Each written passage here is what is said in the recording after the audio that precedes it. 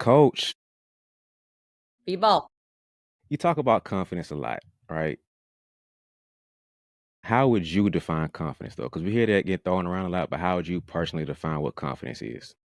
Yeah, confidence is kind of a tricky thing coming from a coach's perspective. I mean, really as an athlete in general, because to me, confidence is really the belief in yourself. That's literally what it is. The belief in your ability. And it's something that's so easy to shake and so hard to gain, but it's so self-driven.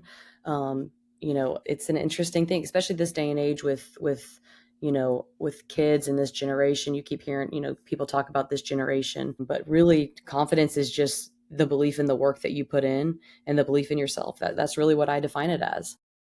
Have you heard that saying that coaches can't build a player's confidence, but they can take it? You heard that one before? Well, we hear that all the time. I hear that all the time, and really, we've done a lot of work with some mental training coaches and some just different people. We've dived into this a lot because it's something that really can impact your team. And one of the ladies that we worked with has said all the time, coaches cannot take confidence. They cannot take your confidence. They cannot take your confidence. And if you really think about what confidence is, they shouldn't be able to, because it is the belief in yourself. And to me, what builds confidence is you getting in the gym as it relates to basketball, seeing yourself do it over and over again. If you put in the work, you should have nothing but the confidence in yourself. But yeah, you hear it all the time. And as a coach, I really take pride in trying to build my kids' confidence and trying to build and do nothing but make them believe in something bigger than themselves, making them believe that they are far greater than they even are. But it's also, as a coach, you feel like, let's say a kid doesn't play as much, or you sub them out because they're not playing well, then all of a sudden it's the coach's fault. They take your confidence. Yeah. But really, yes, I hear that all the time, and I get it. I get how kids can see it that way. I absolutely get why they feel coaches can take confidence or coaches can impact kids' confidence. But really, when you look at the word and when you think about what confidence is, it is a belief in yourself. And if you've done the work, you've put in the work in, you've put in the time, you've seen the gym, you've seen yourself do it over and over and over countless times, your confidence can't waver. I mean, that sounds good. Like, It does sound good. it was a really good answer. But very practically, like that's what impacts kids the most No is doubt. either their parents or their coach. No doubt. And that's tough to really for a kid to swallow when I'm putting in the work, I'm putting in the reps, I'm at every practice, I'm showing up on time, getting reps before and after, but I'm still not playing, or I played and I get pulled out. So how do you kind of manage that, like with the truth of what that is when you're seeing a kid put in the work and they should be confident, but now the results aren't showing up for them? Yeah, I looked at this from a number of ways. And one, you're right. I think parents and coaches a lot of times have a big impact on that. A lot of times because a coach might be telling a kid one thing and a parent's telling him something else, and now the kid is, caught between hearing two different things, and both people could even be giving the same message in a different way, and a kid is just so confused about even, who they are, what kind of player they are, and they're so focused on that, so focused on, you know, pleasing their parents, pleasing the coach rather than just doing what they've put the work in time and time again. They're focused on the wrong thing. And we as coaches and parents, I think, got to do a better job of at the same time building up confidence in the same way, if that makes sense. And then, as it relates to practically, like you said, and yes, a kid just continues to put in the work and doesn't always necessarily see the results. And I try to come I think of things at life, and that is life. That is just Yeah. life that you might. This is with any job, with any profession. You might work harder than anyone in your company. Someone walks in the door and automatically gets a promotion, right? This is life. Like, this is a life skill. And just because that's not why you do the work, you don't do the work to get the results. You do the work because the work is the work. And that can't be, that to me is very process driven instead of result driven, and that's what we try to really emphasize in this program. Be about the process, be about just putting in the work, because I guarantee you, if you do that, it gives you at least a better chance for the results to come. If you don't do that, you have no chance. And so be process driven and not result driven is what we really try to emphasize. I'm dealing with that with a kid now where train him up and he's gotten better. He's put in the work, he's put in the results to get better, but then he's not getting the playing time he wants. And it's been tough to kind of manage that with him, but it's I always try to root things in truth because I can't build true confidence off of lies. That's like contradictory. Confidence is rooted in truth and false confidence rooted in lies. So I'll try to keep it real with him. Like, hey, like you said, you put the work in, but that doesn't guarantee you anything. That just sets you up to have a better opportunity for whatever you're looking for. And I think for me personally, I'll try to root when I have these conversations with them, I want to root it in truth. And so now they can't look at me crazy, they can't look at you crazy, they can't look at parents crazy because I'm telling everybody the same thing. And in my position as a trainer, I try to echo, at least to some extent, what the coach is saying. So, like, what's the coach telling you? Oh, sometimes they're not telling them anything, and that's the worst case. It's like you're just not playing and you don't know why. But sometimes you have a level of truth behind it, like, oh, you just not there yet. So I try to echo as best as I can what the coach is telling them that it's just not your time yet. Like just being Right. honest, the people ahead of Well, you and are if you better. stop, if you stop working, you're going to have no chance. You've got to Yeah. keep clawing at the small chance. And then when you get your chance, you have to be ready. You have to be ready to go in and contribute. And if you've spent all this time worried about not getting the chance, thinking about not getting the chance, thinking about all the negative things and things you have no control over, you're not going to be ready. And then you're going to go out there and you're going to underperform, instead of just being ready for the chance, being ready for the moment, staying about the process. And then when you get your chance, you got to go in and take advantage. You got to go in and take advantage and be ready. That's how you earn more minutes. And that's been true with us this season. You get in, you get an opportunity, you get a crack at it, you got to be ready. And if you've spent your time focused on things that are negative and you don't have control over, most often you're not going to be ready for that moment. Instead of focused on how can I just get in and contribute? How can I take best advantage of this opportunity and get in and help my team? Not help myself. How can I help my team? And usually the people that are focused on that get in and contribute. You ever stepped on the court and it's almost like you forget how to hoop? Like you were just killing it to practice before, but then the game time hits and warms you a little less confident, a little not feeling as much. But then the game hits. It's almost like somebody took your controller and they unplugged it and it just turned it off. It's not working anymore. So now game time coming, you start pump faking on wide open shots, and on the fast break you're hesitating. And by the end of the game, the coach is like, "Who is this kid? Why are they on my team? How did they get on my team? I don't recognize this player anymore." It's almost like that Space Jam scene when the NBA players got their talent stolen by the aliens, and they start looking around like, "Where am I? What is going on with me?" Come on, we're okay. We're okay. You're all right. Come on, let's go.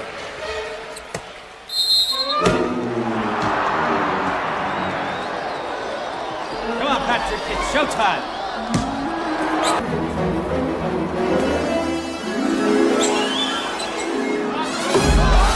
And I get it. I feel you. Confidence is a really tricky thing. It's weird. But I got some good news for you right here. You don't have to hope to feel confident every game because I made something special just for you. I have a pregame and a postgame checklist for your confidence. All right. It's the things you can do before you step on the court to make sure that you feel confident and to bounce back after the game to make sure that you're always improving and building your game. So hit the link below and it'll be sent straight to you guys. And it's going to help you out so you don't feel like that 2K player that's just glitching in the middle of the game anymore. And his name is John Cena. All right, so it's going to have you get back to feeling like yourself and playing like you never have before. So go ahead and hit the description below and lock in with us and get your confidence rebuilt. I think that's a very important piece. It's like focus on the team and not yourself. That's right. Because Which is I the get hard it. thing to do. I was a player too. I get it because you know you want to contribute, you want to play. That's why we all play the sport. That's why we all practice That's because you right. want to get in the games and shine. It's hard, especially at your level, being in college. It's like sometimes you won't play. You can do 3 times the work as our best player, but they just get us results. So how do you kind of manage their their impact not being as great when they're training just as much and their confidence is starting to waver now because I'm training, I'm practicing, but hey, coach, you're not letting me play. So how do you kind of manage that situation, especially with what you got going on in college? Yeah, it's hard. I mean, it's hard. I mean, keeping 14 girls happy and content and bought into having a role, whether it's big or small, is hard. And honestly, that is the difference between really good teams and great teams. Great teams, every single member on that team has a role that they see and they see value in it. And I think trying to continue to whether you play 1 minute a game, whether you play 29 minutes a game, whether you play 0 minutes a game, is hopefully trying to make every single person on the team feel valuable, feel seen, not ignored, and that their role is valuable. It might be you getting in and preparing like Wofford, getting in and being, can you simulate Rachel Rose as best as you possibly can so that we're prepared? And that helps us win. And I think filling those kids' buckets and hoping that they see the value in leadership and in preparation and being a great teammate and celebrating on the bench, having energy, like that really does translate to winning. That really does translate to successful teams. And sometimes it's hard to swallow when you're in that role, but I think just bringing attention to it, continuing to pour into, number 1 on the bench versus number 14 on the bench as equal people, and hopefully making everyone feel valued. I think that's what we try to do. I know it doesn't always feel that way, and I know we probably could always do a better job of making sure every single kid feels like no matter what role it is, big or small, is valuable. But it's hard. It's hard to, when you're focused on winning. I mean, my job at the end of the day is to win games. It's not to keep everybody happy. And that's a really fine-tuned balance, especially for someone like me who really values the relationship side of it and values people feeling like they're important on this team, even if they don't play. So yeah.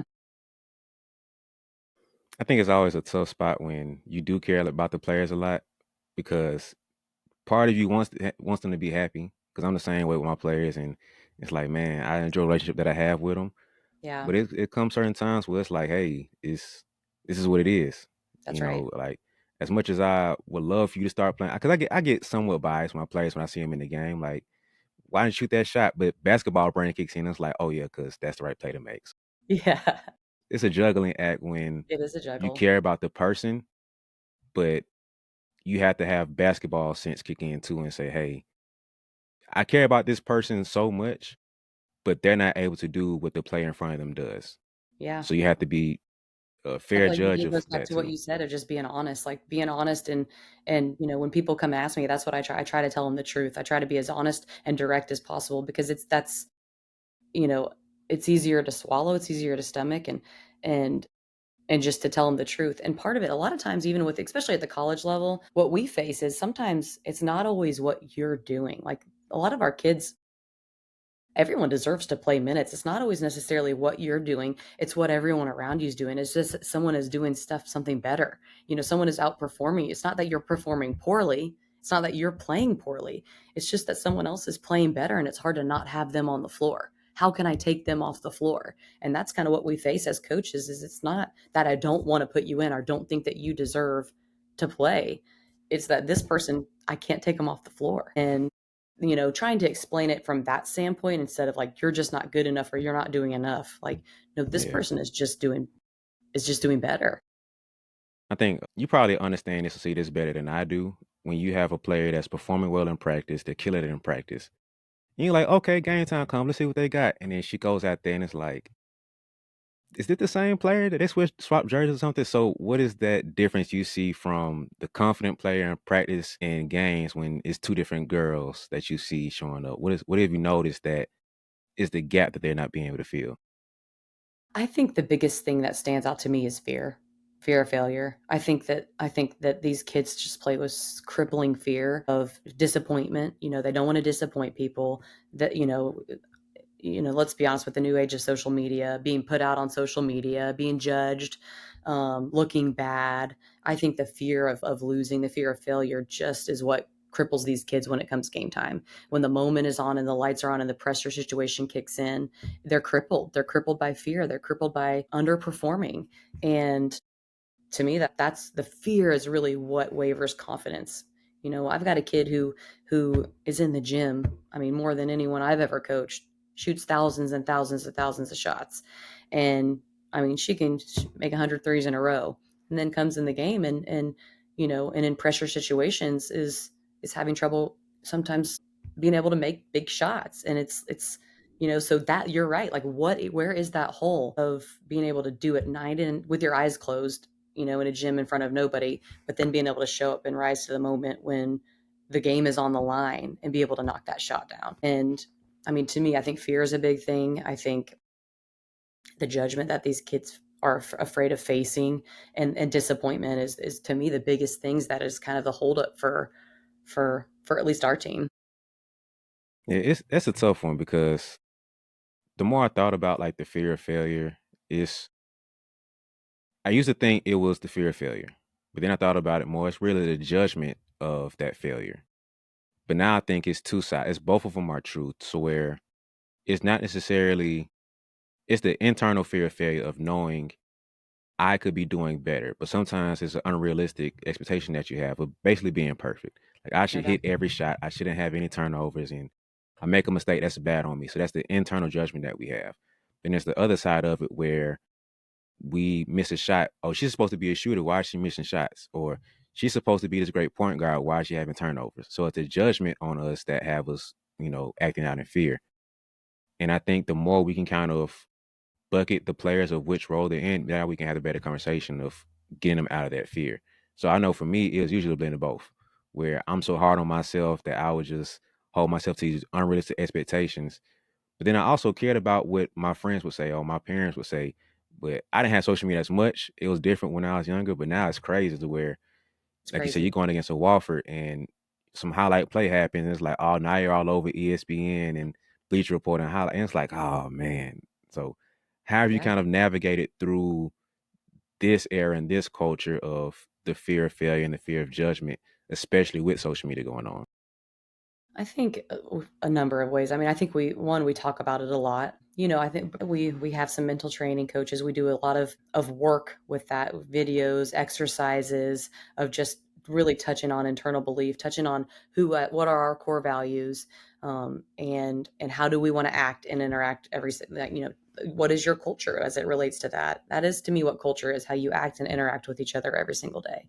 Um, so one, talking a lot about it, talking, addressing it. We did it as a team after one of our last few games when I thought we showed up and played fearful, and we talked about it. We talked about what was our approach to this game on Thursday versus what was our approach to this game on Saturday, and made it, write down what your day was, write down how you felt, what you were thinking, and then we shared it. And it was like, at the end, it's like, well, no wonder we played the way we did, because this is what you were thinking. So I think a lot of it is learning and teaching, not being afraid to talk about it, and just helping walk these kids through this, because it's uncharted waters. And this is all new, of this social media. Like you said, I didn't have it. I had Facebook. It came about when I was in college, and you posted whatever you wanted on there. It was a way to just post pictures of you doing things with your friends and stuff. And now every little thing is criticized. Everything you post, Mhm. everything you say.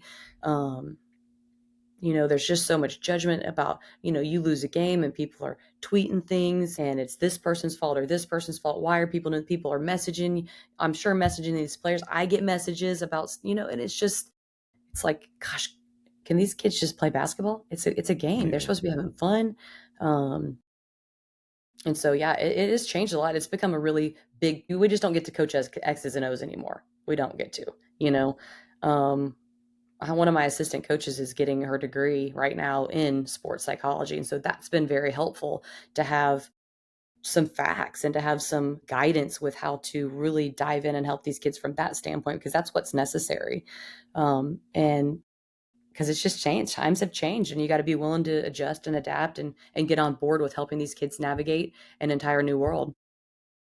Yeah, sports psychology is a whole other it's always been a part, but it hasn't been as prominent as it is now. Right. We tap danced around certain things, especially when I was playing when I was younger. It's like mental toughness meant one thing when we were younger, but now it's a whole nother definition. And confidence was one thing when I was younger, it's a whole different thing now. But how have you kind of navigated through the changes that you've seen as far as the mentality of players coming up? Because when you first started, one generation, maybe 3 years later, different kids, and then 3 years after that, different group of kids. So how have you kind of navigated through the generations of players that you've been working with? Yeah. I mean, this is my sixth year at Samford, and it's in just 6 years, it's kind of night and day different, like you said. I think listening, I really try to listen and observe. I ask for a lot of help. I've got a lot of friends in the business, and I'm constantly asking, what are you guys doing? And what are you, asking for help, reading, learning, leaning on like leaning on one of my assistants who's in this world, and just brainstorming new ideas of ways that we can help motivate and connect to these kids, because that's the biggest thing. How can you motivate them? How can they be motivated, and how can you build their confidence? Those are to me the two biggest things that are just so necessary in coaching today's generation. And we're constantly learning. I think you just constantly have to be a learner of trying to figure out new ways to tap into it. I just think you can't sit back and hope that they change, because that's just not going Yeah. to be the case. Yeah, you can't let injury kick in because anything left to itself will, it's not a good recipe, I'll say. That's right. But when it comes to just the player that you've seen that's confident 24/7 practicing games versus the ones who's confident waivers, what have you seen the differences in them are? Like, this girl, she's always confident. She's always prepared for the moment. I can count on her anytime. Before the game, after the game, blowouts, either way it's going, you can count on her. She's confident. Versus the girl who's a little more wavering. She sometimes up, sometimes down. What have you seen the differences in those girls are that you've coached? I think one thing that sticks out to me is just consistency. I think people that show up to practice the same way every day, a consistent personality, I think are the people who typically can just maintain a streamline of behavior, honestly. So I think, kids that don't get too high about things, too low about things, but just kind of have a consistent disposition about themselves, I think is something that has stood out to me. True competitors, I would say, true competitors that just show up no matter if you're playing in an AI team or if you're going to play Tennessee, they show up to approach this game the same no matter what. I think that those are the two to me that just have the ability to just really be balanced in that. And it's hard though. I mean, these kids are going through a lot right now. But I think I would say that would be to me the biggest thing that stands out is the people who can just show up and be kind of level headed and consistent and never really have bad days. They just don't. They just show up and they're there and they pretty much act the same way every single day. And I think those are the people that had the ability to really just, not really let that confidence get wavered. I go back to what you were saying earlier about the inputs. What are you doing to put into the work versus the outputs? So those girls who I don't know if players are aware of that, but that's what they do. Because when I was thinking about it when I was a kid, I was like, I'm just showing up doing stuff. But now that I'm older and I look into it and I think about this a lot, that's what the difference is. So it's hard to have consistent outputs with inconsistent inputs. That's So right. if you're putting up 50 shots one day, then 500 shots the next day, it's hard to maintain and be a great shooter and put that across any skill you want to in basketball. It's hard to really see growth and be confident in it when you're not even putting in the consistent inputs to have that trust in yourself. So Yeah. when you have a player who is that 50, shots she's putting up before and then 500, how do you address that with her to let her know, like, hey, I hear your complaints or I see that you're getting frustrated, but this is why. How do you have that conversation with them? I think, like you said, I mean, consistency is everything.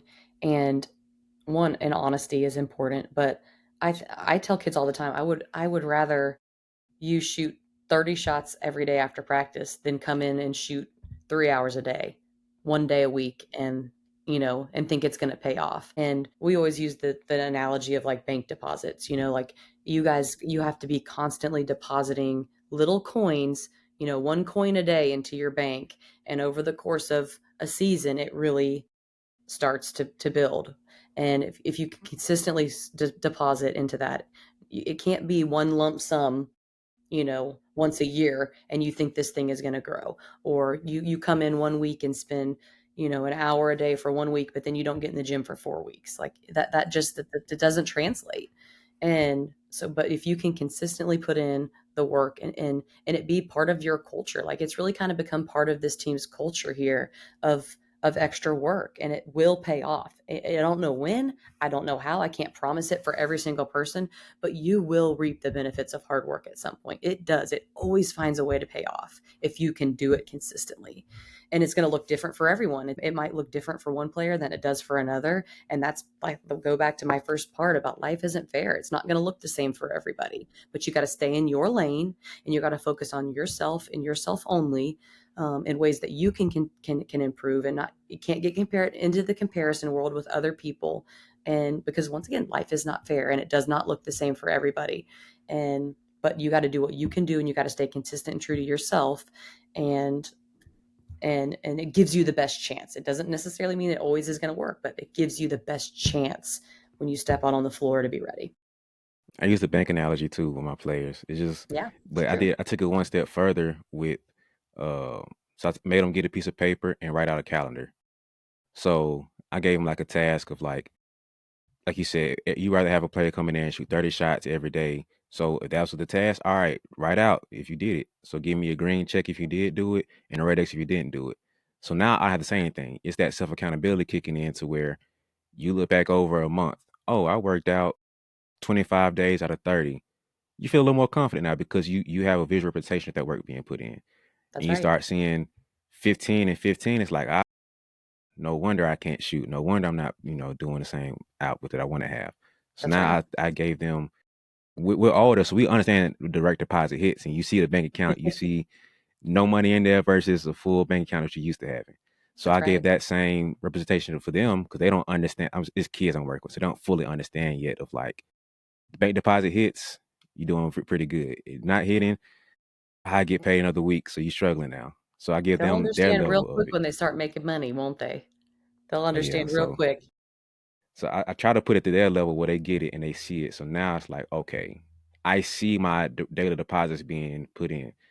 Now take the step after that. Now it's compounding. So remember when we first started, you couldn't do this. Okay, now we can add on top of it, and then we add in this skill. So you couldn't do a left hand layup at all. Now you're doing comfortably. Now you're coming off the dribble, making moves, and now you're doing that too. Now you're doing spin moves and step backs and extra stuff on top of there. So now they're able to compound their confidence because they're compounding the skills because they're compounding the work. So then Well, I and try to in layer that, it in that way. well, and like you said, what's good is having it written down so you can go back and reflect and look back, Hmm. and being able to reflect back on all the good and all the work you put in, because the work never lies. That is very true. It doesn't you can't skip the work.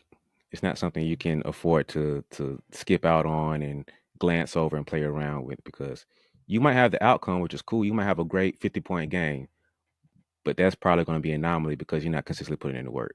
So That's you've right. had girls who went off for a 25-point game or whatever. You have triple double girls you've coached, and those girls are more than likely the ones who put in consistent work to where that big deposit hits and you see it. It's not such a surprise because you've seen them put in the daily deposits versus the other girl who's like, yeah, you give me 50 cents every so often, and oh, you give me $5 this time. You just got lucky you hit a jackpot this time to get the jackpot coming out this time. So I think it's on both The of good our thing too roles, is, it's crucial to say again. yeah, the good thing too is with young kids, I always say when they see it, they can believe it. So when these kids start to see the fruits of their labor pay off, it makes it a lot easier for them to believe it when you say it the next. You're like, "See, I told you." It's like Hmm. they just got to see it one time. They just got to see how it pays off one time. You got to see it to believe it, and then it becomes that much easier to keep buying into the work. So I want to zoom out now and think about like as a team, and you're navigating the team's confidence. How you handle that? Because that's something I have no involvement with. I'm training, individual players. So you as a coach, how do you kind of navigate the entire ship when the team is up or down? Ooh, it's that's I mean, to me, that's the $1,000,000 question. And I think I would say in a number of ways. I think obviously everyone's individual confidence plays into a greater team confidence. Same thing for us. I mean, with this year, I think it changes every year with the type of team that you have, the people that are in the ship. This year we have a really young team, and this, like I just said, this is a team that they had to see it to believe it type of thing.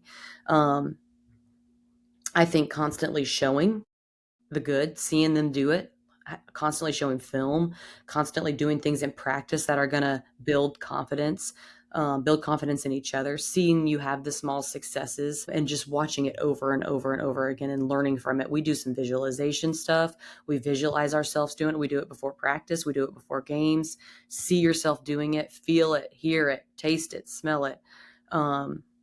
And the more you can just shove it in their face of this is who you are, this is who you can be, this is you got to talk about it, um, you just got to kind of live it. You got to live it. And to me, it starts with me. It starts with the top down. If I don't walk with confidence, if I don't walk with this is going to work, if I don't walk with we are about to go in and win this game, this is what we're going to do and it's going to work. Why would they not believe it? So I think it starts with our coaching staff of really buying in and walking the talk.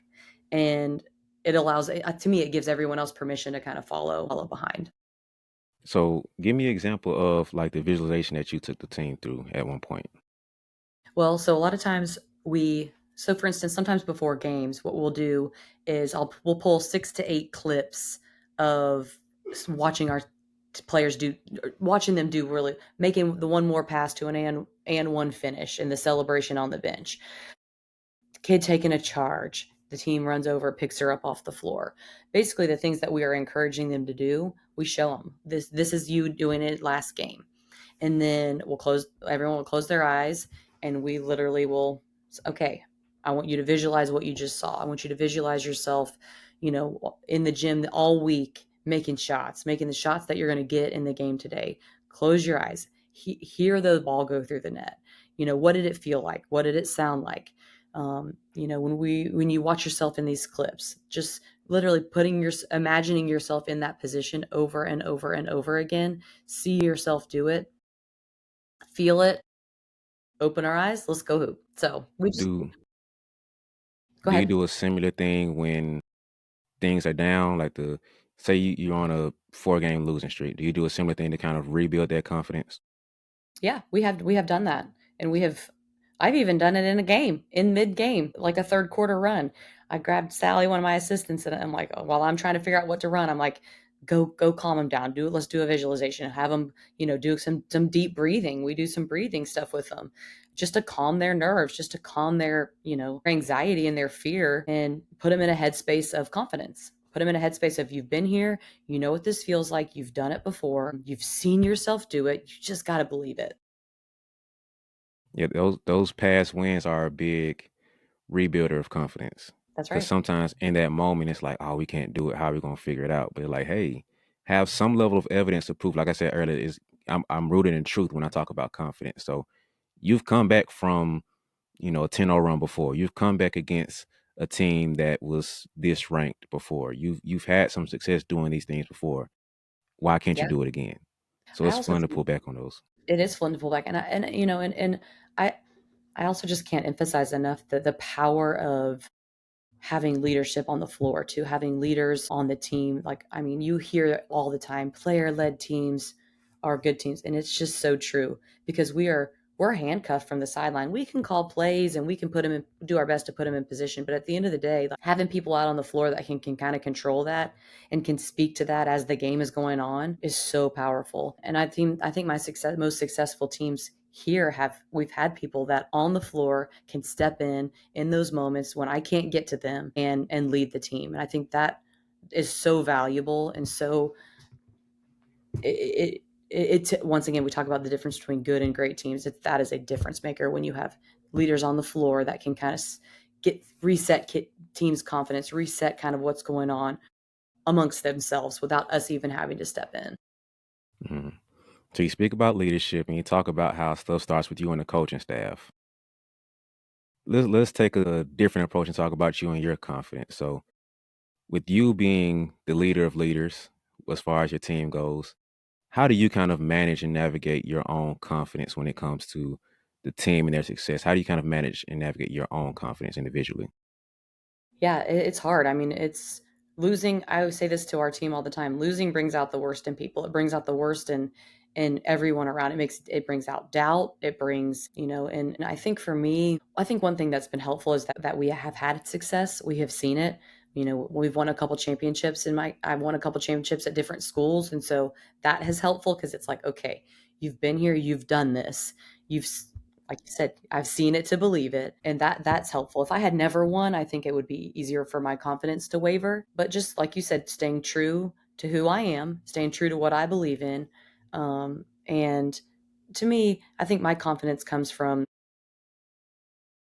being a mom, and that basketball is not who I am, it's what I do. And Mm. my whole reasoning behind coaching is to help women grow. It's to help women grow and to help women go into this world ready to kind of take on. Yes, I want to win, and basketball is super important. And so if I stay rooted in the development of these kids and not get same thing like process versus result driven, stay driven in the fact that we are doing good in these women's life. We are pouring into them. We are giving them everything we have, and that makes losing to me a little. It didn't, losing is never easy, and losing is never easy to swallow. But if we are doing what we can to help better these women, that's to me where my confidence comes from. In are these kids having a good experience, and are we helping them develop? And if we are, then we're doing our job. So how do you kind of like, I know you didn't always have this mindset of like basketball is not everything. So how did you kind of get to this point of managing coach and the woman? How did you kind of get to those boundaries and set that in place to where your confidence isn't wavering when the team goes down too? I think with age comes wisdom. As I've gotten older, that's gotten a little bit, I wouldn't say easy. It's never going to be easy. I've got some great mentors who have poured into me in that, friends in the business, even the administration here, other coaches in the hall who just really kind of help pour into me as a young coach. I think that's helpful, and just always coming back to, we've this year we've talked a lot about what our why is. What's your why? Why do we do this? And just coming back to that and being rooted in that as a coach, I think helps keep me level headed and keeps me at a point, where I'm confident. And also I love the games. I love the moment. I love the big moments in games. I love drawing up late game plays. Like I live for that. That doesn't scare me. I think that's where I get my confidence. That's the fun part of coaching for me is, now I don't want to say I love being in late games all the time, because close games, yeah, I've gotten a lot of gray hairs over the years, but it's the same with our players. Like I do a lot to prepare for those moments. I'm constantly drawing up plays. I'll do it at home. I'll do it in practice, and I put myself in positions to be ready for those moments, just like we ask our kids to do. And so we're constantly watching film, constantly studying, constantly, thinking of and toying with new ideas. And so it's like we ask our kids, you put in the work in the gym, just to build confidence. It's the same for us. If I'm prepared when I walk into the moment, I have no reason to not be confident. I think that's a key piece too, because a lot of times you hear of players being like, they get into the huddle. It's a late game situation, and they'll see that coach is kind of like, we're gonna, uh, and it's like, hold on, man. Like, I can't feel confident if you don't feel confident. Yeah. And it's funny hearing those stories because I haven't experienced that, but it's funny hearing those stories of like coach was I don't know what they were doing, but at some point the players like, all right, we're just gonna do this and do this and do this, and we're just gonna figure it Yeah. out. So, Yeah. And have you and ever not had that everyone, moment? not everyone's, there's a lot of coaches in this business that are better recruiters. And so they lean on assistants for some of that. But I don't ever want to give up that part of the game. That's the fun part. That's the part that, and I don't ever want my kids to feel like I am uncertain in a huddle or unsure what to run. I walk into a game already knowing, having prepared for what could we be down to? Could we be down to, if we're down two, this is what I'm going to run. If we're down three, this is what I'm going to run. I have multiple things in my back pocket ready for that moment. So, what would you say is your personal superpower as a coach? Like, you know that you know that you know as a coach. This is my like nobody can talk to me about this and make me feel like I don't know what I'm talking about. What's the other thing that you feel like, man, I'm not the best at this, but I can definitely read a few books, take a few courses, talk to other coaches about this specific area. I would probably, I mean, I'm an offensive driven coach. I love the offensive side of the game. And so the defense is something that I lean on other people for. Um, that aspect of it. And then as I've become a head coach longer, I don't get as much individual skill training with the girls on the floor.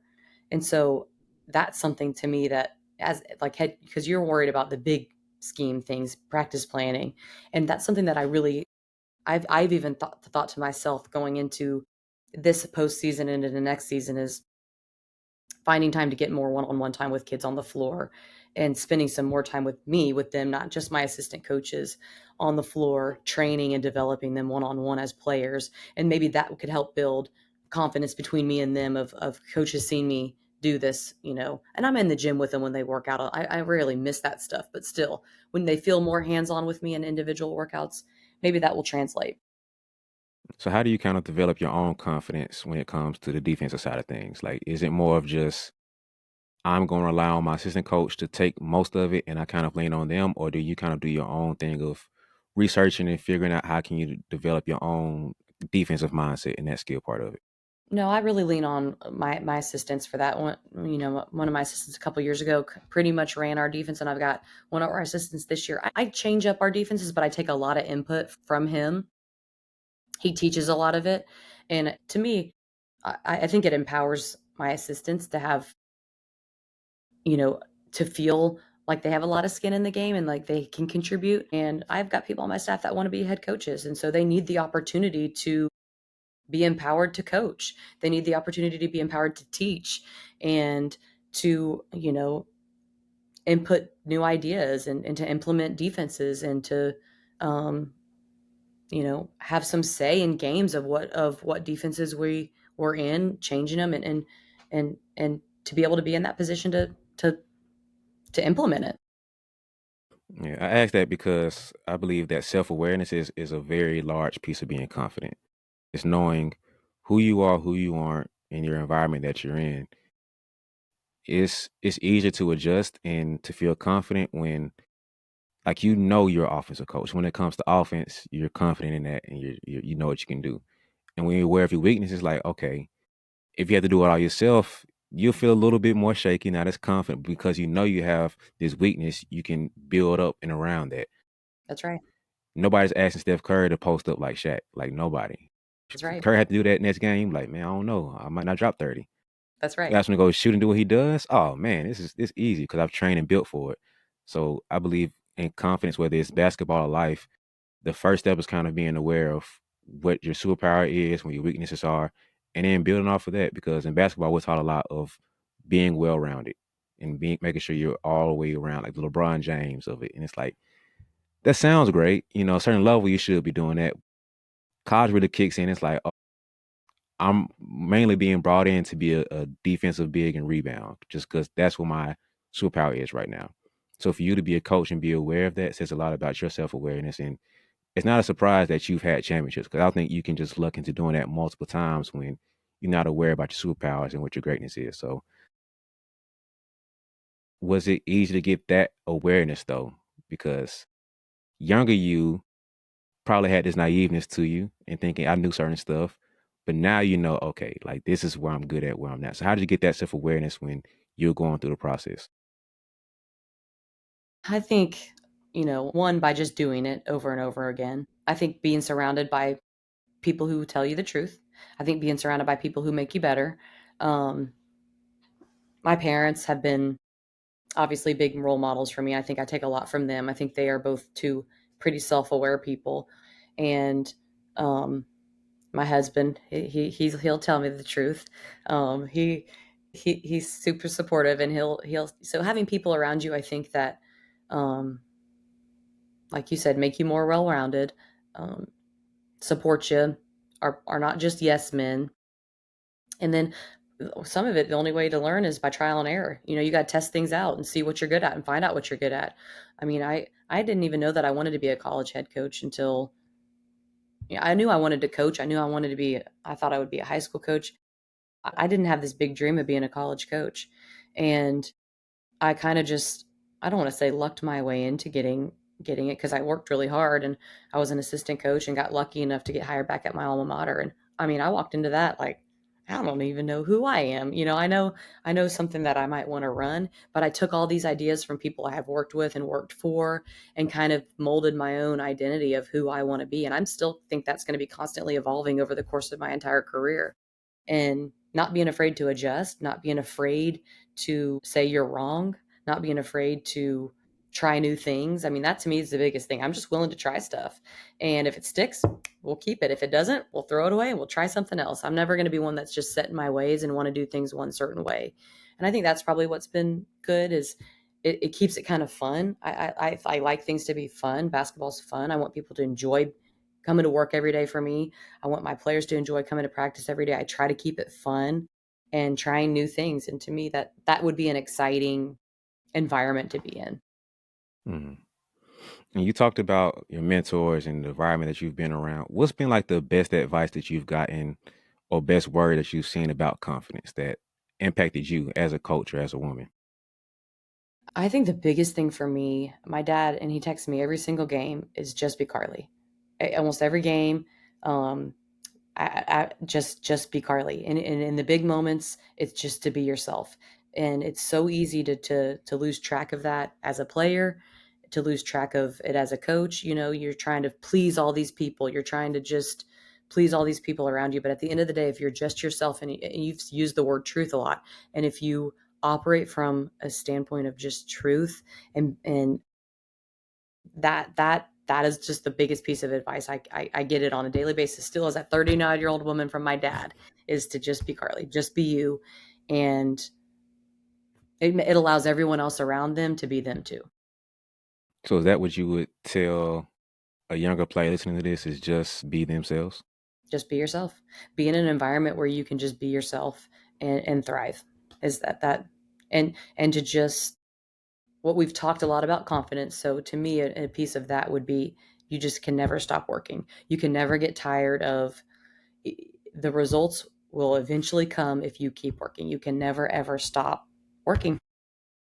Come watch Samford women's basketball. You can come out. We got some big games coming up this weekend, and appreciate you having me on here. It's been great having you around, and um, loved getting to work with you and getting to know you. And I appreciate what you're doing for all these young athletes, and even just the importance in the sharing and just the talking about what you're doing, and ways to help kids be better. That's literally what you're doing. That's all you talked about, is what are ways that we as people can help this younger generation. And I think that's really cool.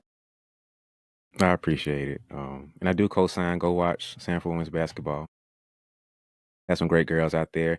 And I heard he got a pretty good coach out there too, It's just Brian. saying. I don't know. I appreciate that. No, I And appreciate you appreciate you. And coming I'm on. glad we finally got to do this. Yes. I know you're a busy woman, so I appreciate you squeezing in a little bit of time for me. Of course. But that's it. It's been Thank you awesome. guys for watching. Thank you guys for listening. Thank you for coming on. Of course. Go watch them. Go watch them hoop. We'll see Come what they can on. do. But Come watch us hoop. I appreciate it. See you on the next one. Sounds good. Thanks, Brian.